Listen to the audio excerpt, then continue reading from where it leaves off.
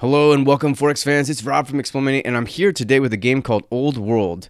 This game is being developed by Mohawk Games, and Mohawk Games is led by Soren Johnson. And you may know Soren Johnson because he was the lead designer of Civilization 4, and a lot of people consider Civilization 4 to be one of the best Forex games of all time, if not the best Forex game of all time. So the fact that Soren Johnson has returned to Forex games is extremely interesting and also very exciting, right? And I wanted to show this game off because I've finally been given the opportunity, as has many others. So I know I'm not the only one, unfortunately. But this game is something that I think is doing a lot of awesome and exciting things, and I want to show it off. Before I begin, I want you to know that this is a beta and that we're still a week away from the early access period on May 5th. So there's going to be some stuff that you may see that doesn't really fit, that's maybe missing, some missing assets and stuff, maybe even a bug or two. They're actually really not that common, but just in case you do see it, just remember that it is a beta. But with that being said, I want to go through and set a foundation for this Let's Play. Basically just kind of going over the basic gameplay elements and introducing all of these factions. So with each of these factions, you can read a bio about who they are, and each of these bios is actually written by Layla Johnson, who is the wife of Soren Johnson. And I kind of think it's pretty cool that they've gotten into gaming together. And Layla is an incredible writer. And as you can see, a lot of this stuff it almost reads poetically. It's pretty great. So we'll go through the bios real quick just so you can read them if you want to. You can pause if you'd like. But we have Babylonia, Carthage, Egypt, Greece, Persia, and then finally Rome. And then what I'd like to do too is to go through each of their stats, because each of them start with 3 technologies and they each have unique units that are, individualized to each of the factions. So I want to go over those real quick before we begin. So first of all, we have Assyria that starts with ironworking, administration, and sovereignty. And you notice how these pop-ups appear over to the right.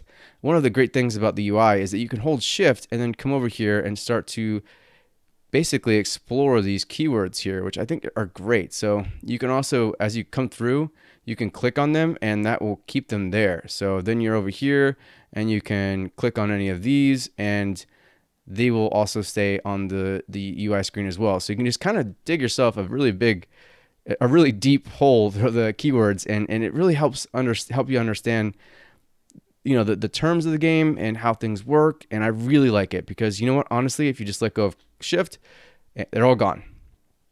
So it's pretty great. With that being said, let's go ahead and continue and show off the unique units here, battering ram and the siege tower. We won't get into the families. I do want you to understand that there are 4 unique families for each of these factions, but I'm not going to look at the families because I choose in the options to have random families, and that kind of just makes things a little bit more unique each playthrough. I don't know who I'm getting. I don't know what kind of family each of the family names stay the same, but their particular strengths and weaknesses change each time. And I think that's more fun for me to play it as. You may want to play traditionally with the families that you're being shown each time, each of these stats, to be the ones that are actually in the game, but I choose to have them randomly generated. So like I said, it just adds a little bit more replayability and a little bit more excitement. So we'll go on to Babylonia. Their starting technologies are trapping, administration, and rhetoric. Their unique units are Camel Rider, Camel Lancer. And then Dido has stone cutting, trapping, and military drill as her starting technologies. And then the Mahut and the Howrah for their unique units. Next we have Hatshepsut, and we have the Light Chariot and Kushite Cavalry for unique units, and Ironworking, Divination, and Labor Force as their starting technologies. We have Philip of Greece with Ironworking, Stone Cutting, and Drama, and then the Hoplite and the Phalangite for their unique units. Moving on to Cyrus of Persia, we have Ironworking, Trapping, and Husbandry, and for their unique units, the Paltan Cavalry and the Cataphract Archer. And then last but not least, we have Romulus of Rome with Ironworking, Divination, and Aristocracy. And then we have the Hastatus. I hopefully didn't butcher that too much. And then the Legionary for their unique units. So, yeah, again, something that's very important to remember is in this game, like if I choose Ashurbanipal, I will be Ashurbanipal as my lead, like my character, right? So, and he will marry, he will have kids. And so choosing a character in this game is much different than it would be in like a Civilization where you're sort of just like this faceless leader. You know, you might embody the Teddy Roosevelt, but you're not really going to be seeing Teddy Roosevelt's like family line, you know, play through as the game goes on. Whereas in this game, you'll start as Cyrus of Persia, and we're going to today, but sooner or later, I'm going to be dead. And so I'm going to have my heir take over and be running the country. And so it's important to really consider your who you're marrying, the things that you're doing with your children, because they will one day inherit what you've built. And that's an important thing to remember. With Persia, and the reason why I kind of want to choose them this time, I haven't played Persia much, but their harvest production is increased, and that's something I want to get into a little bit because I think that's kind of a pro tip that most people won't know off the bat. And then pastures with the plus zero point 0.5 orders. And orders are incredibly important in this game, and I want to talk more about them as we go. But I want to take Persia because A, I haven't played them out very often, and B, that harvest production and the orders addition I think are pretty strong. So let's go ahead and get started. We'll have the advanced setup. I'm going to use 5 opponents. I changed the barbarians from passive, which is what the default is, to normal, which means they actually have a chance of raiding you, which is pretty exciting and also a little bit more difficult. So if you're just new, you may want to leave it to passive because they won't attack you. But you know, having some barbarian raids are kind of exciting if you're getting a little bit more used to the game. I also turn off the undo button, so no undo. I turn on because if you don't, you can actually undo your actions, and I'm going to stick to what I do, right? So I'm going to turn this on. Disabling the tutorial because I'm going to act as your tutorial here. And I, of course, as I mentioned before, I randomize the families here. So there's other things you can do. Of course, you can take on various map scripts. I'm leaving it random because I generally like the replayability of random maps. And yeah, so that's usually pretty much where we're at, right? So we have fledgling. We can actually go to establish, advanced, and then massive, and basically start from like, you know, where all of them have massive nations already. We're going to start with fledgling. And then absolute cognatic means that our oldest heir is going to take over when I die. So we're going to leave that as because that's actually what the Persians prefer. So start the game.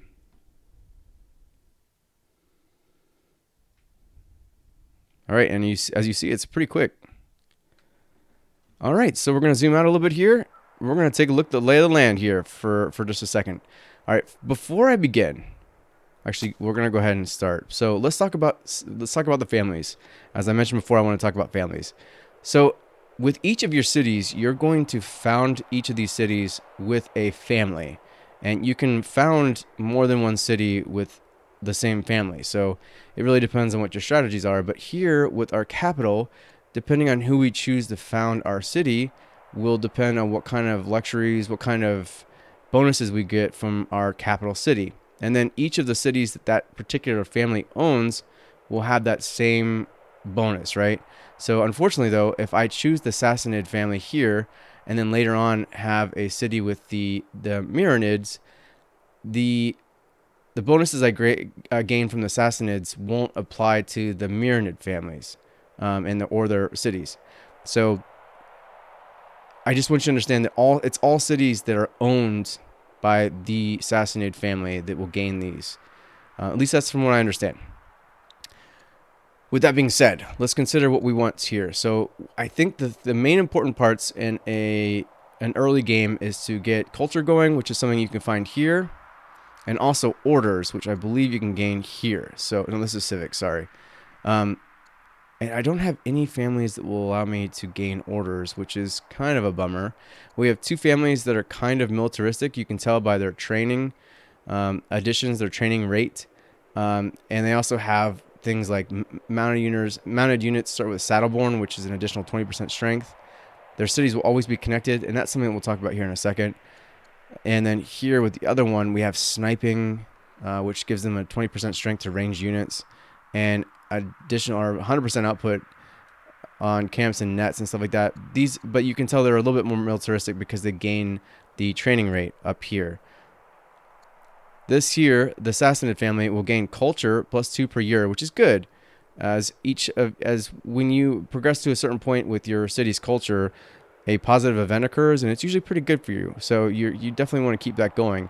Also, our mines and lumber mills are going to have a 20% output, increase 20% output, and then on seat founded we gain a worker as well. So this might be our best family to start off with. So we're going to go ahead and click on them. And here we go. So now we have an additional worker, which is great. This one right here. And I want to talk to you about what happens next. So first of all, we have our scout units, right? So we can use our scout units to choose places like this, and we will just in a second. Or we can have our scout units come to somewhere like here and actually, so I can just come over here and I'll show you, and actually harvest this wine. So harvesting this wine is going to gain us 7 culture here. And again, like I said, the quicker you get the culture going in your cities, the more they have positive events and the more positive things that happen to them.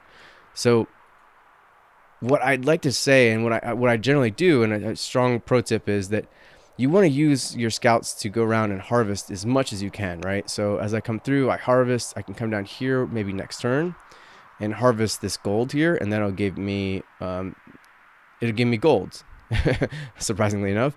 And you know, as you run into each of these resources, you'll gain something different from harvesting them.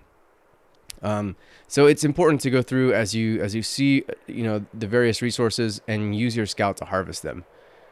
Next up, we have our worker, and workers work very similarly to civilization workers in that you're going to build improvements for your cities with them.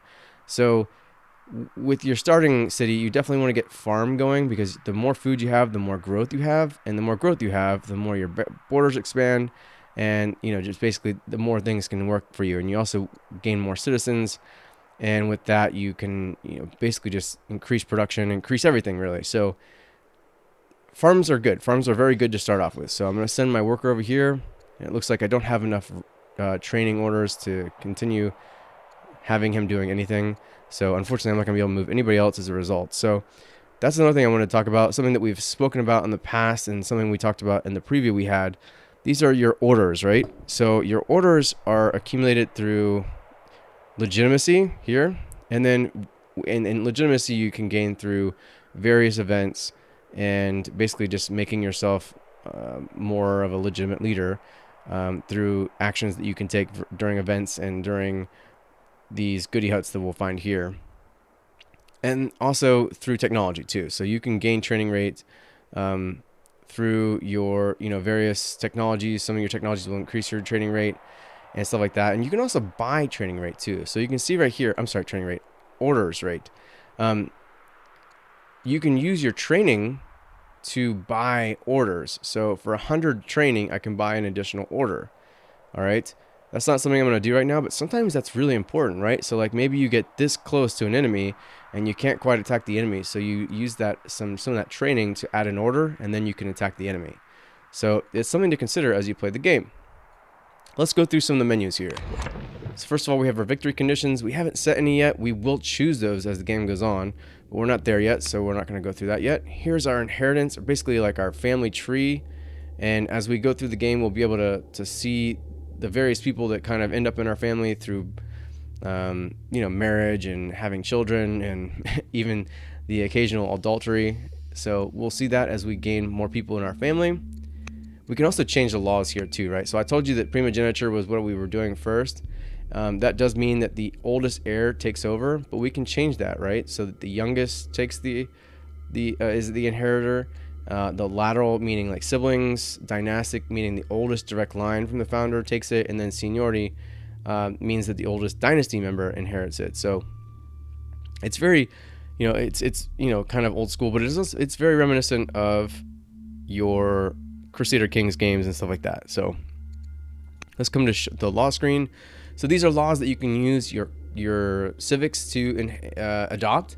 And as you progress through the game, you'll have access to them through technology and the occasional event too. So as you can see, it says missing tech for all of these because we're not just there yet. But as we go through, we'll have a choice between each of these two, and they sort of, you know, form the character of who we are, right? And you know, they're always tough decisions in my opinion. Sometimes not so much. Like, you know, actually I can't think of anything any of these that are too easy. I mean, even when it comes down to like slavery and stuff like that, you gain, see, as you can see up here, I gain orders per year from adopting slavery.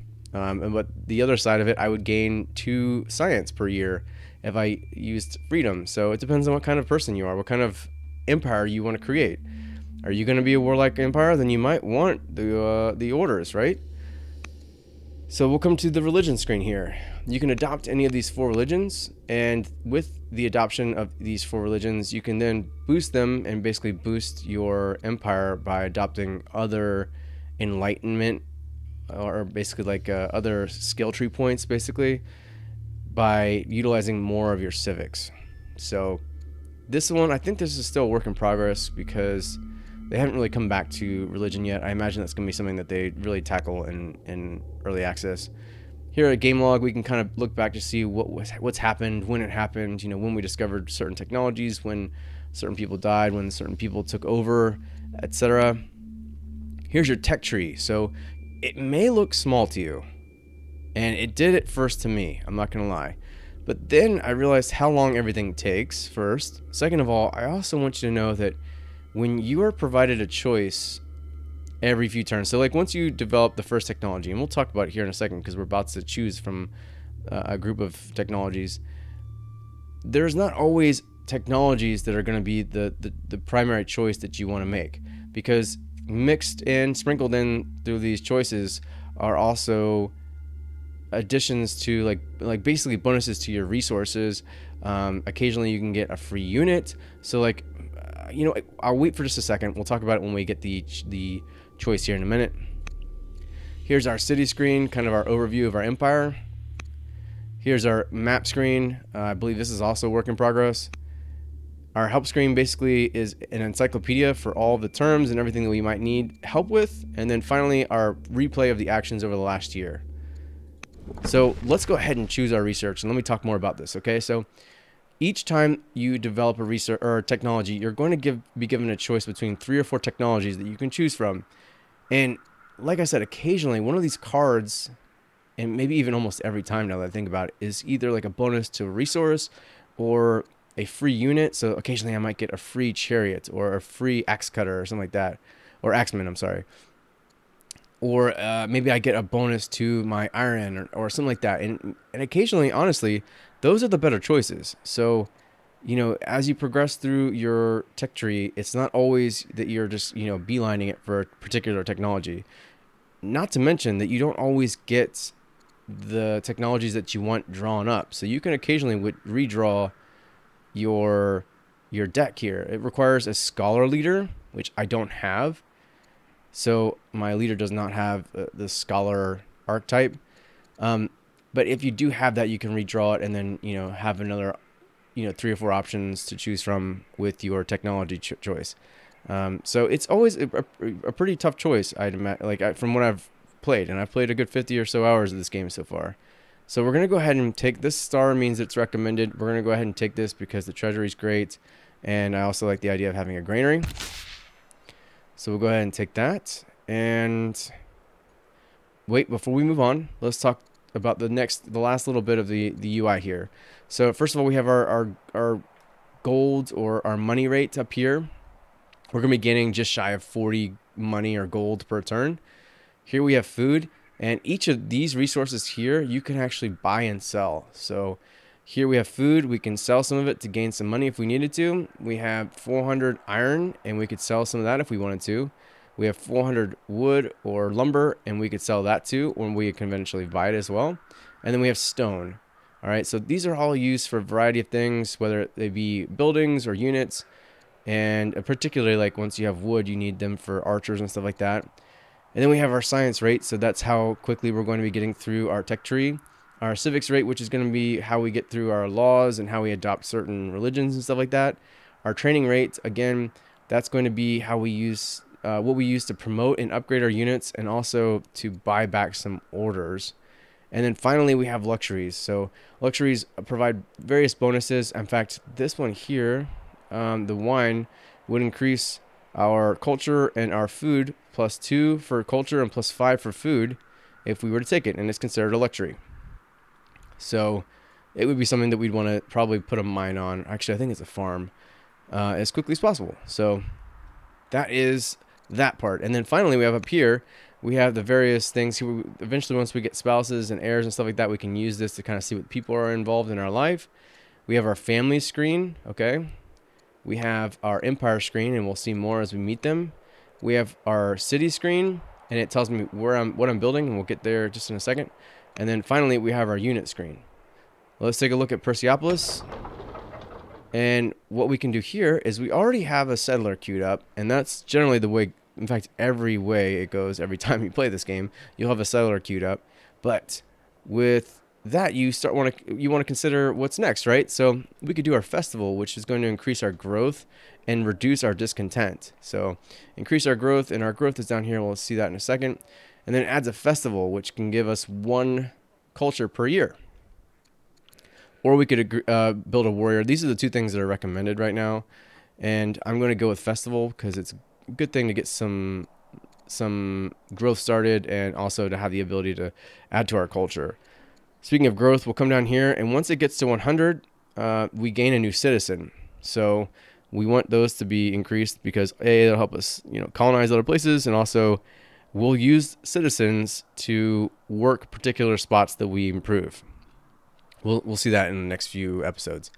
And then finally, we have culture, which again, like I said, once we get to certain milestones, we will gain a positive event. And in this case, we already have 14 because we've harvested the 2 wine groups up here.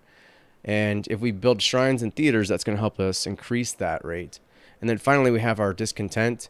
And having festivals is going to decrease that. But it's something that if you allow to fill up, will increase the maintenance and reduce the growth of the city. So we got to keep an eye on that for sure.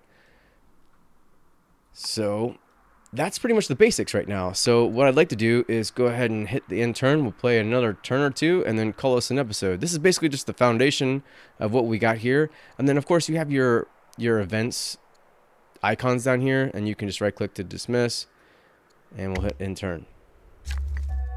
All right, quick turn, right? And what we'll do with this guy, so we could already build the hanging gardens, which would increase our culture by 4 and our research by 4 per year. It would cost 200 lumber, 400 stone, and it would also decrease our orders by 1 per year. But look at all that it does for us. So I don't know, maybe we go ahead and do that like right off the bat. Maybe. Let's go ahead and build the hanging gardens. Why not? We have the ability to do so. Let's do it before anybody else does, because if we don't and someone else starts it, they will get it. So let's go ahead and build the hanging gardens. All right. And with that, there's nothing but down to go from here. Let's go ahead and build a farm here where we were suggesting before. And then we're going to move this guy over to this goody hut, as we, I think they're called temples. Ancient ruins. Yes, sorry. We'll go ahead and move over here. And here we're given a choice, right? So it's basically like a choose your own adventure choice. Our explorers discover a group of orphaned, homeless, and hungry children hiding in the ruins. If we leave them, they will surely starve to death, but our cities are on the verge of overcrowding. There is room in our caravan for either a salvaged stone or passengers. What would you have us do? We can say Persia cannot become a home for charity. And with that, at the bottom you can see it means that I would gain 50 stone, but it also means that my founder becomes cruel, which would reduce our growth rate. We will shelter them. This actually means that I become gracious, which adds to my charisma, and charisma increases defense strength of units and increases the civics rate for leaders and governors. And it also would increase my civics +4 globally, but it will anger all my families. And we don't want to anger my families because they may revolt. They may decide to usurp me. That's never good. And then we can always use citizens in Persepolis. So that means we gain child labor, which means we're going to gain 2 training rate per year in Persepolis. So, I mean, I'm not all about child labor, but it seems like the least offensive. Although we will shelter them becomes gracious. I gain charisma, and I'd lose 40 opinion from my families, but I'm already at +50, so that would just mean +10. So they're not in the red yet, which I'm going to go ahead and do. I'm going to go ahead and shelter them. And as you can see now, we've dropped to +10 with the assassinated family. But my leader now, King Cyrus, is now 2 charisma. So we will gain civics at a higher rate as a result. As you can see below here, I gain 4 civics now per turn as a result of my charisma. So I don't know. Wasn't a bad choice, right? I don't know. Here's our first military unit. For right now, I'm going to go ahead and just station them in our capital city here because I don't have anywhere for them to go just yet. Although, as soon as we find barbarians, we might just go ahead and attack them. And with our last turns here, we'll go ahead and move him over here, which is weird. He just sort of slid. I know he has an animation, but again, this is beta, so please don't judge it for that.